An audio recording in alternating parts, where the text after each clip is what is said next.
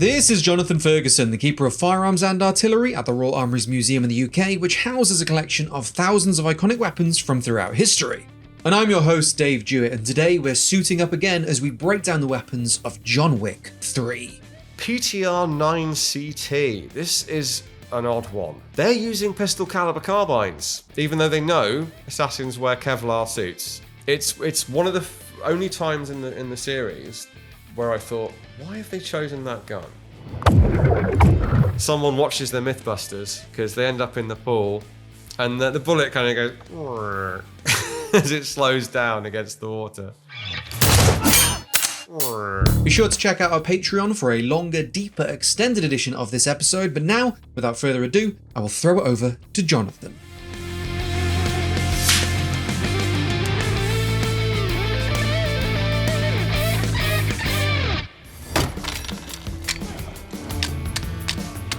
Oh god, here we go. This is where my love for this franchise started to stutter ever so slightly with this homage to the good, the bad and the ugly. Conceptually, it's very cool. The idea of it is cool. Yeah, but conceptually it's stolen from the good, the bad and the ugly. Yeah, that is true. So I'm not complaining about the homage at all. It's where it goes off the rails is, right, first of all, so he picks up, let's get into this. He picks up a Remington Model 1875, like this one. Loading gate, single action, like the perhaps more famous, well, definitely more famous, single action army. 4440, presumably, I think he even takes the cartridge from a little bit that says 4440. Firstly, why is there a display of ammunition that's live, just out in the shop? A little bit weird. He takes one cartridge, picks up one gun, tries to fit it in the cylinder, and it doesn't go. So why doesn't it fit? Has he got some obscure caliber? Has he got a 2.2 replica? Maybe. Is it deactivated? In which case, if it's a deactivated weapon, why is there a display of live ammunition? The thing to do, if it isn't deactivated, is to try other rounds. Like, you've eyeballed it, 44, okay, try 45. That would make more sense. Now, we're not talking sense here. In fact, we're talking nonsense. So, literally, we're sticking with this revolver. So the first thing to try is other ammo. The second thing to try is another gun that is identifiably 4440 and shove the round that you've kept in there. One or the two. I know time is short, so pick one. Instead, what he decides to take the time to do is disassemble the Remington, which is what we see here. The barrel assembly comes off. I think he swaps the cylinder from another one. So, Colt Army percussion revolver. Here's one I prepared earlier. Now, that's a replica. That is a Denix diecast pot metal zinc alloy wall hanger replica. But the hammer seems to be a genuine hammer, I think of an Army or something close to it, that has been placed into the frame. So they've removed the diecast hammer, left the axis screw out, and just plonked it in there to get the pickup shot of him taking that hammer off. So we've got a hammer from an 1860 Colt Army percussion revolver. Colt a different make than Remington, by the way. So yes, cylinder swap from 1875 Remington to 1875 Remington. If it's the case that the cylinder wouldn't take a round, and he's identified that cylinder has through and through chambers, that's all he should need to do. Swap in, swap out the cylinder, crack on. Let's say that it's because it's somehow inert, so the cylinder has been deactivated, he spotted that. The barrel's blocked, so he takes the barrel off. We saw that already. The barrel he puts on it is from yet another weapon, and unfortunately for everyone concerned, it's a Colt Navy 51 Navy. Now that's not only a different make and a different generation of technology, completely not interchangeable parts at all, it's a different caliber. It's 36 caliber. At least if he'd taken the barrel off the Army, that would have been sort of roughly, would have been 44 caliber. The two don't fit together, like they've done some serious kind of machining and grinding or whatever to these to make that even fit. So we've got the cylinder swap, fine. The hammer swap, not really clear why that was necessary, except I guess maybe the hammer had been deactivated as well. The hammer from the Army isn't going to fit the Remington. The barrel from the Navy isn't going to fit the Remington, and if it did, it's way too small and you're going to be squeezing your 44 lead bullet out of a 36 barrel. Maybe that would work. but nothing's going to line up. So chances are it's just you get small you get fragments of lead out the front and your gun might blow up, or the barrel just falls off. Not really sure. Don't really want to try. So the resulting hybrid gun is a Remington 1875 with, that doesn't even look like a Colt Navy hammer. That looks like a hammer off something else entirely. It almost looks like they've just cut the hammer spur off the 1875. Yeah, maybe. It looks like they've cut the spur off and welded on a different spur to make it look like it's come off a different gun. But it doesn't look like a Colt Navy hammer, which had that quite distinctive, sinuous shape. So I don't wish to disparage the work of the armourers on this movie, because they have entertained me greatly. But this scene doesn't make any sense if you know guns. And I'm done. And then he does all that and proceeds to use it once. You can't see this, but the caption for this is H&K P30L brackets on a horse. Well, it's a whole different consideration of what firearm you're going to use when you're on a horse and off horse. Yes and no. That's an interesting point. Now, in the history of pistols, really, as a martial weapon, originate with the cavalry. So they've kind of always been designed to be fired from horseback. Right up, the 1911, the 1873 single action army before it, those were both military cavalry pistols, first and foremost. So they're modern day descendant, in a way, any modern self-loading pistol, Browning adjacent. Not that it matters. Doesn't matter how it works. It matters more the form factor. It is a great scene. The guns, people talking about John Wick films using airsoft, as far as I know, no, it's all much more expensive blocked barrel guns that don't risk anyone's life, but they look like real guns because they are real guns and they cycle in a realistic way. That would have been used in that scene because we've got a lot of close-up shots, like multiple shots. Even if you're wearing a motorbike helmet, you would absolutely not be shooting blank. Of course, the other great thing about those movie guns that we use now is that poor horse isn't going to be startled and risk John, if indeed he's even on a real horse at that point, I can't remember. Not wearing a helmet anyway. Now, of course, that was a real thing. So cavalry, even mounted police, anyone who's having to operate a firearm on a horse, those horses have to be trained to deal with the loud noise. That is not a normal thing for a horse, needless to say. And so what he's doing, as ever with John Wick when it's at its best, is what he's doing there is just about plausible. It's heightened reality, if you like. You could, in theory, do that. And the type of pistol doesn't really matter. Narratively, it's nice that it's a P30L because it's made a comeback from the first movie. So it's implied that the assassins do still favour John Wick's old P30L, albeit his had that custom muzzle device on it that this one doesn't. But for the people who were complaining that the Taran Tactical was getting all of the limelight, we get a little bit of H&K, which is nice. Might be the best scene in the film. The kind of feature guns of this are really Glock variants, aren't they? So some of the bad guys have got 17Ls. We have 17Ls, but they're all Gen 2s. These guys are Gen 3. That's the long slide, the traditional long slide Glock 17. It's not that big.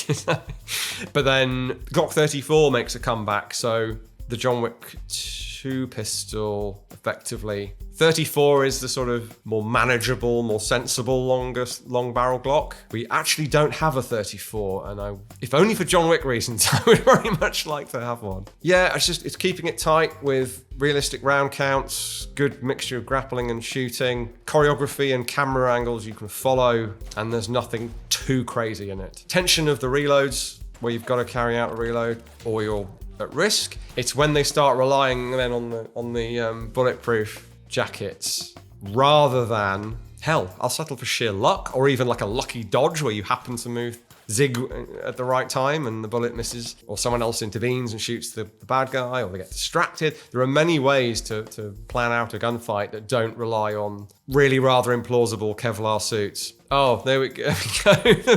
The ultimate tense reload where they're literally having a race at very, very close range. I do think the relying on pistols for this scene was a good move, because if they'd gone for automatic weapons, submachine guns, rifles, even rapid-fired rifles, I think, it sort of overwhelms how busy the scene is and almost becomes like an 80s action movie where everyone's just firing bullets at each other. No one's really hitting until the bad guys get hit out of nowhere. And that's not this series of films. Every hit counts, or could count. So I think the pistol there with the almost Neo and Agent Smith standoff, where they end up locked at slide lock, and then they stand up and do a reload race. I think John's got a 34 with the ported slide, ported barrel, and the other guy's got a 17, or have they both got 34s? I think they've both got Glock 34s. So they've given them the same pistol to have a race with. And actually, the bad guy's quite a way off there. John is in there much quicker. Then if you're doing a scene with Keanu Reeves, you really don't want to out reload him and end up having to forcing a take. These are our original designs that we're putting on our merch. They're actually what's on my back right now. So we've worked with someone called Hat Legs to create these designs for some EXP merchandise. And I thought it'd be fun to get your thoughts on them. What's it going to be? Oh, good lord. Flintlock. Tactical flintlock. I guess I've seen much worse than that. I'll put it that way. Oh no! Oh no! Oh god, no! That needs a bit of unpacking. But so G11 UMP M203. Yeah, I think you nailed it. It doesn't look bad though. That's the thing. Our cursed collection is a limited run, but features 10 very cursed weapon designs, and we also have a permanent core collection using EXP's logos, but we've got t-shirts, hoodies, and even posters and pint glasses, all at expvideo.info. And if you check out the collection and decide to treat yourself, then it also means you're supporting the work we do here at EXP. But now, we'll get back to the video. May I suggest the 2011 Combat Master? So having just seen something of a Glock fest with that scene in the bazaar where I think most people are wielding some sort of Glock, which of course was John Wick's hero pistol in the form of the 34 with the Taran Tactical Innovations in John Wick 2. He has, I was going to say graduated, but some would say that maybe the Glock is the better choice. Discuss in the comments. 2, the also Taran Tactical, in this universe, they seem to be the main supplier to this organisation or group of affiliated organisations. It's the Combat Master, the 2011 Combat Master. 2011 is a double stack 9mm distant relative, really, of the classic 1911. So it's using the same basic internal system, as it were. The frame is actually part polymer, so the grip module with the trigger. It's based on the competition pistols from the 90s. This is a sort of a modern take on that. And then the slide set and barrel assembly is akin to a full-length guide rod 1911 or, I guess, early 2011. Things like the STI. Taran Butler has got involved in making these and sort of placing them into these movies. So we go from the Glock to an older design, in theory. Both Glocks and 2011s are used in the competition circuit, which is increasingly where these movies take their inspiration. It is called a Combat Master, and I would assume this was designed as a competition pistol first and foremost, maybe with a John Wick sequel in mind. And as we move on, I think some of these designs are actually they're coming up with them for these movies first and foremost. I suspect this was something that Taran thought was a good design for a competition pistol, and he and the directors have decided this is what John's going to use. We've got the classic port in the barrel with the, I guess, is it titanium oxide or whatever it is, gold coloured barrel, visible inside. We've got fibre optic sights on there, I think, and we can actually see there or make out the Taran Tactical logo on the side. In combination with the 9mm Major. In combination with the 9mm Major. And this is where things started to go, well, not started. This is where things doubled down on being a bit silly, quite frankly. The John Wick movies owe the competition world a debt, 3-gun in particular, for the unique style of the action, borrowed from that world. And of course, Keanu is a very proficient shooter in those worlds as well. I think it's gone a little overboard by this point. Weird thing here is this 9mm Major thing. Now, to the sort of casual audience, that's like a more powerful 9mm for this body armor that they're anticipating these high table soldiers turning up with, even if they're wearing airsoft masks, which they are, by the way. And to defeat that, I mean, the pistol isn't really relevant to that, but whatever. 9mm Major. What this actually is the major category of competition pistol shooting, practical pistol shooting, where they work out a power factor based on what the cartridge is, and it's to do with the point scoring system. That's completely irrelevant to actual fighting pistol use. It doesn't actually make the bullet penetrate armor any better at all. There are anti-armor loads of 9mm. And I guess you could plus P plus those, and maybe they'd go through some armor that a normal bullet wouldn't. Obviously, hollow point rounds, which we assume he's using most of the time, they are de facto less good against armor. Full metal jacket, a little bit better, but a level 3A Kevlar vest, whatever their suits are made of, at least even that is going to stop those bullets. You would need some sort of armor piercing. So a realistic, or more realistic, take on this scene would have been, here's some AP ammo, special custom high table AP ammo that will go through these guys' body armor, which is just normal body armor, rather than they're wearing special body armor that sparks when you shoot it, and here's a special gun, and here's special ammo that is actually competition ammo that makes no difference to armor penetration whatsoever.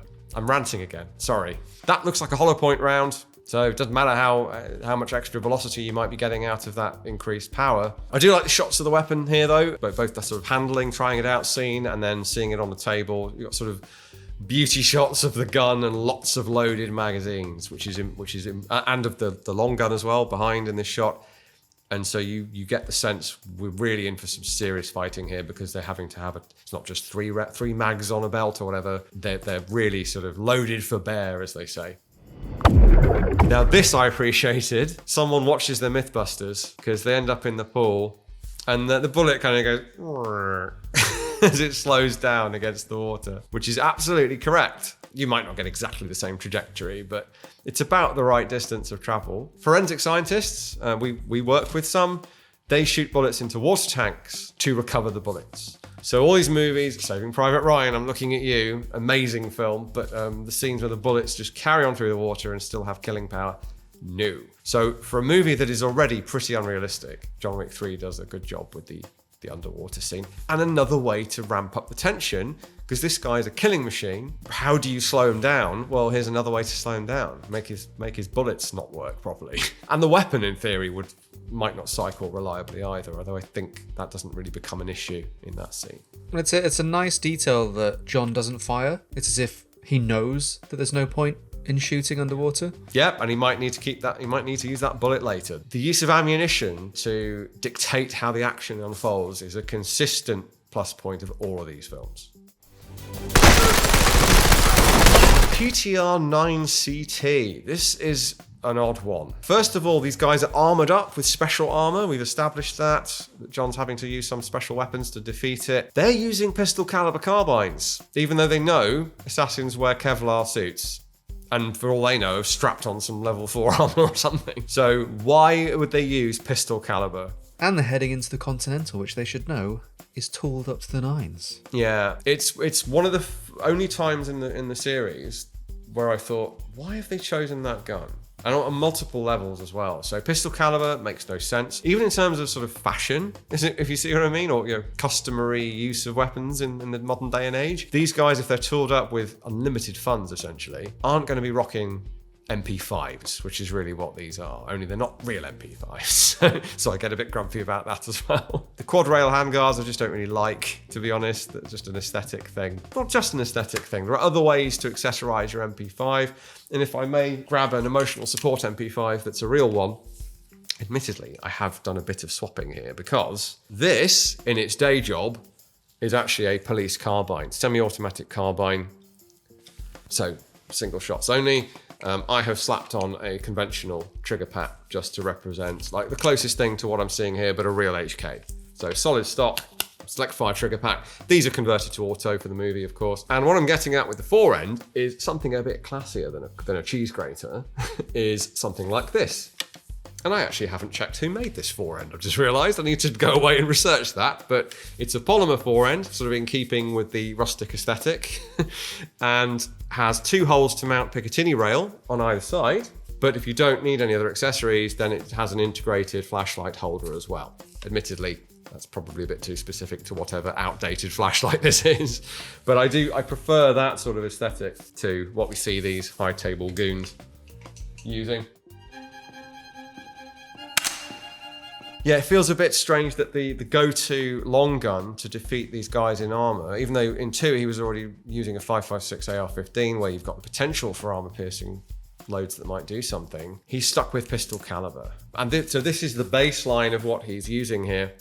which I think previously I've got confused with the CZ Scorpion Evo 3 because I hadn't seen this in a while, but it is an MPX. So this is a very basic MPX, pretty much as they come. So basic, it's semi-auto only. I think this was being shopped around for police use, perhaps. The one in the movie, Taroned out, has a much longer barrel, of course. Not actually necessarily sure the real world reason for that, but he's gone for like a 16-inch barrel with a muzzle brake, and that's obviously keeping it flat shooting for competition use. Dual stack mags with like plus whatever they are, 3 or more base plates on there with the Taron logo. Very, very good for his business. And a red dot sight, some canted irons, I think. So nicely tricked out. You've got that sort of skateboard tape texture on the fore end, which is an M-lock full length fore end.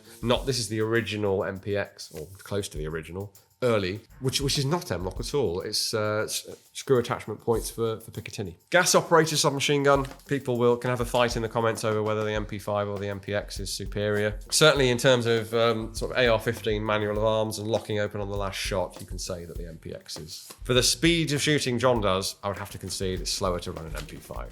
Let's put it that way. There's a flared magwell on this gun as well, by the way, which makes it look a bit different. You can see, however, the AR-15 charging handle that's on this. That's visible. Right, the shotguns. Benelli. It felt a bit like a downgrade from John Wick 2, but they are TTI'd out M2s. They could have been M4s again, why not? But they've gone for those. Just a different operating system. Yeah, it seems like they knew they'd be armored, so they went with the 9mm major round for normal armor, and somehow they've got more armor. That's the bit I've forgotten, is that they're saying that, like, story-wise, they've got thicker, better, harder, whatever body armor. So they're having to go for not what you would think, which might be, I don't know, tungsten cord 760x51 or something. No, they're going for shotguns, which is not an obvious choice for armor defeat. Steel slugs. That is a thing. I'm not sure why that would be better than an AP rifle round. And in fact, it would be substantially worse. But at least I can kind of headcanon that there's some sort of special armor defeating shape and hardness and whatever. The shotgun wise, I don't know, I suppose I just inherit as perhaps more of a rifle person, I see gas operated as superior to inertia operated. It's not actually necessarily the case, it's sort of horses for courses really, but to go from the Benelli M4 that's gas operated with an annular gas piston to what feels to me like a more traditional inertia operated semi-auto shotgun felt like a bit of a downgrade, and I just don't think it looks as cool as the M4 does. Oh, the absolute annihilation that these things do, and the amazing sound effect. Like, as much as I gripe about the logic of the armor piercing, the presence they have, the way the characters are sort of physically acting with them, somehow they come across as even more powerful. Love that shotgun sound effect. I think it might be the best one ever. Put a bullet through my heart. Now, an interesting choice. This is the first time I remember seeing something vintage in the hands of one of these characters, obviously other than the Revolver scene. So, Browning designed Colt 1903 pocket hammerless. We don't have one beautifully engraved like that with what I presume are mother of pearl grips. So I've just grabbed a very early one. Very early, commercial, nice commercial blue. Really nice looking pistol. It fits Winston's character quite nicely, I think. He doesn't use his guns very often, so why would he need a Taron special when he can have something traditional that's presumably got some continental/high table history to it? If you're going to have a scene where you have to shoot at one of your mates for optical reasons, you might well want to use something in 7.65 Browning, 380 ACP, something relatively weak, and you know he's got an armored suit that will stop 9mm, so maybe he pre-chose this pistol to be plausibly powerful enough to kill John, but maybe not. And if you don't shoot him in the head, maybe he won't die. I think some thought probably went into that, but it was probably more along the lines of this is a classy looking engraved 1903. How you doing, John? Thank you all for watching. Let us know what other games, movies, TV shows or beyond you'd like to see on the show. And of course, so you don't miss out on next episode, subscribe. A huge shout out, as always, to our amazing patrons for helping EXP continue making cool content like this. Links to support Jonathan and the Royal Armouries will be in the description below, so make sure you check those out. Be sure to subscribe, like the video, leave your thoughts in the comment section below, and until next week, I will see you real soon.